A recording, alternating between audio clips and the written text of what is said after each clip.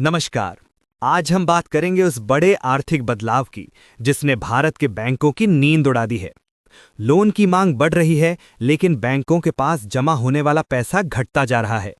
ये स्थिति सिर्फ बैंकिंग सिस्टम के लिए चुनौती नहीं, बल्कि पूरी अर्थव्यवस्था के लिए एक चेतावनी है। सबसे पहले समझते हैं कि समस्या कहां से शुरू हुई।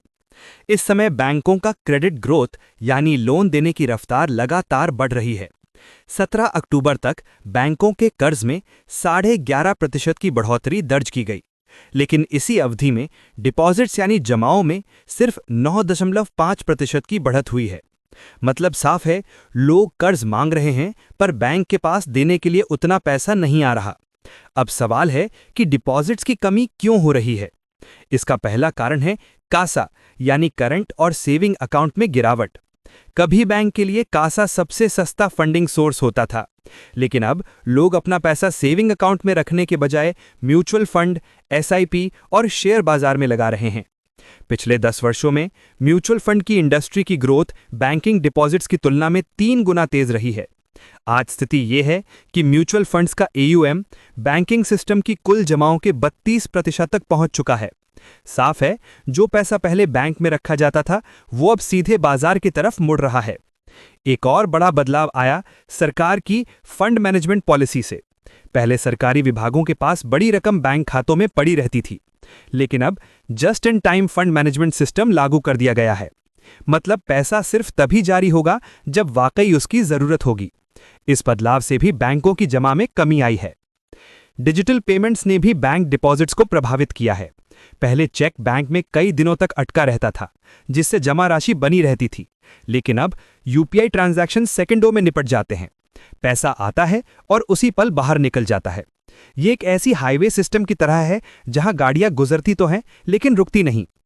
इसके साथ एक नई चुनौती और खड़ी हो गई है, डिजिटल रुपया यानी RBI की सेंट्रल बैंक डिजिटल करेंसी। सितंबर 2025 तक डिजिटल रुपए का सर्कुलेशन 1000 करोड़ रुपए के पार पहुंच गया है। अगर इसका उपयोग बढ़ा तो काफी पैसा सीधे RBI के पास रहेगा, बैंकों के पास नहीं। इससे लो कॉस्ट डिपॉजिट और भी कमजोर होंगे।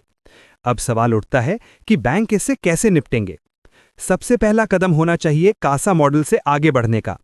बैंकों को ऐसे नए रिकरिंग डिपॉजिट और सेविंग प्रोडक्ट्स बनाने होंगे जो SIP की तरह लोगों को आकर्षित कर सके। दूसरा कदम होगा तकनीक का उपयोग। AI और डेटा एनालिटिक्स से यह समझना बेहद जरूरी है कि कौन से ग्राहक अपना पैसा कहीं और शिफ्ट करने वाले हैं। जो बैंक डेटा को समझेंगे वही भविष्य में ग्राहकों को बनाए रख पाएंगे। तीसरा और सबसे महत्वपूर्ण कदम, डिजिटल अनुभव को तेज और आसान बनाना। आज ग्राहक वही चुनता है जहां ऐप तेज हो, सुविधा बेहतर हो और पैसे पर नियंत्रण आसान हो। बैंकों का भविष्य इसी डिजिटल सुविधा पर टिका है। अंत में बड़ी तस्वीर यही दिखाती है कि भारत तेजी से एक ऐसी अर्थव्यवस्था में बदल रहा है जहां पैसा बैंक में नहीं बल्कि बाजार में बह रहा है। अब देखना यह है कि आने वाले सालों में लोगों का भरोसा बैंकों पर रहेगा या फिर म्यूचुअल फंड्स और मार्केट इस रफ्तार को और तेज पकड़ लेंगे। अगर यह विश्लेषण आपको जानकारीपूर्ण लगा हो तो वीडियो को लाइक कीजिए, चैनल को सब्सक्राइब कीजिए और नोटिफिकेशन बेल जरूर दबाइए। आप कमेंट में बताइए, क्या आपको लगता है कि आने वाले समय में बैंक अपनी पकड़ वापस बना पाएंगे या फिर म्यूचुअल फंड्स का दौर अब और मजबूत होने वाला है। मैं आपसे फिर मिलूंगा अगले एपिसोड में।